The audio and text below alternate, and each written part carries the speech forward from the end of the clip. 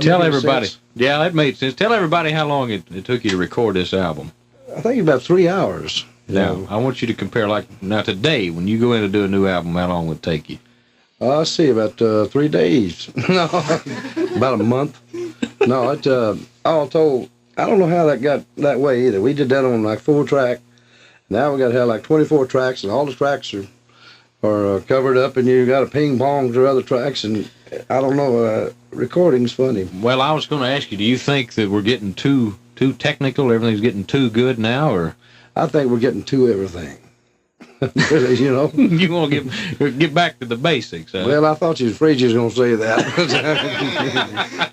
No, I'll tell you, really, I've thought about going back in, and I like the live sound, you know, and they're so worried about leakage, you know, and things, and then when we cut all these records, you guys put them on cartridge. Well, see, the records wear out. The cartridge lasts longer, so we can play it longer. That's why. No, I understand. You know, that came after my time in radio. You imagine me with a cartridge? They'd been a whole studio plumb full of records. You know? Tape on tape. I may let you do a half hour on this network. Would you like it? We're gonna have to go on a little bit. No, just give me that wink in her eye, you know. I was just kidding you. I wasn't gonna let you do that. We're visiting with Waylon. Let me stay a half hour. Huh? Well, that's up to you and Jessi. I'll keep you all night. I'll make you nervous here in a minute. You ain't gonna make me nervous. All right, we're visiting with Waylon Jennings and Jessi Colter. We'll be right back. Stay tuned. Live from Nashville, Chuck Morgan on the Music Country Network. Well, you caught me off guard. Where from? Well, KLLL in Lubbock, Texas.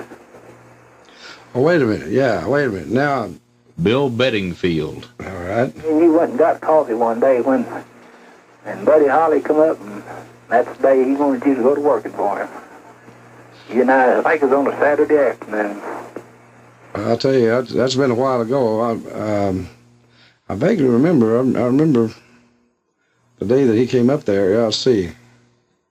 You got me off guard, Hoss. I'm gonna have to pass on it right now. Go ahead. What you doing? Oh, I live down here in Abilene now. Do a little picking and grinning. Jimmy Peters from out there at Lubbock got a place here. Hey, he's a good singer, man. He is. You tell him I said hi. Okay. Bill, we appreciate you calling. Tell Jerry Allison and Sonny Curtis hello for me. Hey, I will. Yeah, I'll be seeing them tomorrow. Yeah, they're back there. All right, Bill. Thanks for calling. Yeah. All right, bye-bye. What came first, Waylon, the singing or the disc jockeying? They kind of go hand in hand.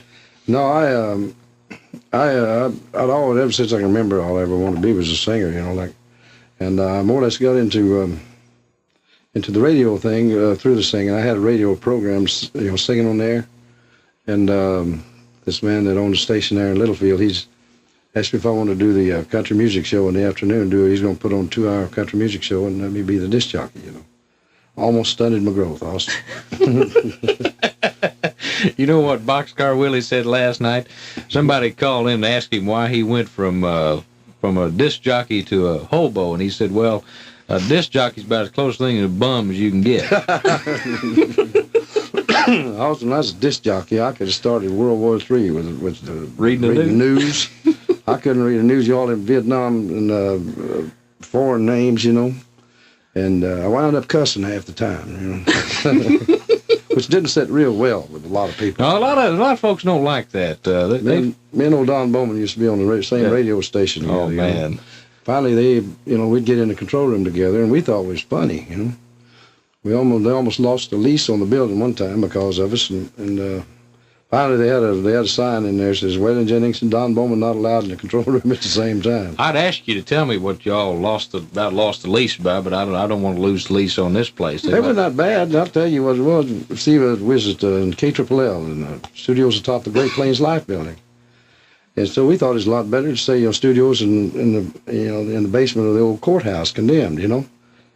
And we didn't know that's the way they paid their rent. They'd been wanting us out of there anyway. It was a good music station before we moved in there, you know. All this the big business and everything, and this is the biggest, nicest building in town, and a bunch of hillbillies up on the top floor, you watching the girls go by. Just having a good time. Yeah, just ad-libbing and going right on with it. All right, Hollering Suey. Jessi Colter's got a brand new album. Jessi, tell me about this album. What's the name of the album? It's Riding Shotgun. And it's produced by Randy Scruggs and Waylon Jennings. Correct. All right, and the single is called Jennifer, and this is your daughter's name, right? Yes, It's her singing. Yeah, she's singing on Jennifer singing about on it? her. It's a true story. On it, and Jessi's singing on it. It's about her, you know. All right, now you wrote it, right? I co-wrote it. All right, let's listen to it. This is called Jennifer. It's kind of hard to do, you know. I have to take him off, but once every 3 years. We go up somewhere. We just were in Jackson Hole a few days. I work most of the time. He doesn't much know how to pull away from the business. Doesn't it ever get to you and you just want to get away?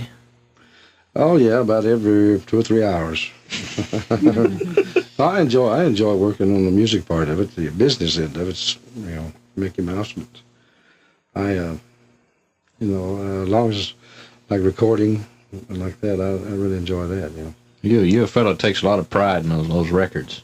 That's my favorite part of it is recording. I think that's, you know, having it come together and everything like that. That's the biggest payday. You know. Great. I'm going to let you all get out of here. I know you want Jessi's sleepy over there or something. I know y'all want to get. But I tell you what, one night I want y'all to come back and sit here with me a couple hours or so, and we'll just sit here and visit. Yeah, I'll stay all night sometime out here. I'll let you take over. The wheels off of Volkswagen. One night I tell you what, I'll just stay at home. You just come up here and do my job. You can sit here and play records, play all records. You might as well stay home the next night too, because there probably won't be no job. Jesse, you come back without him sometime. Hey, I'll do it. We'll do that next week. We'll just sit here and preview the whole album. Don't overload yourself, Hoss. Hey, I've enjoyed it, man. Hey, Waylon, I tell you what, it's been a pleasure, and my prayers have been answered. All right, thanks a lot. Waylon Jennings and Jessi Colter.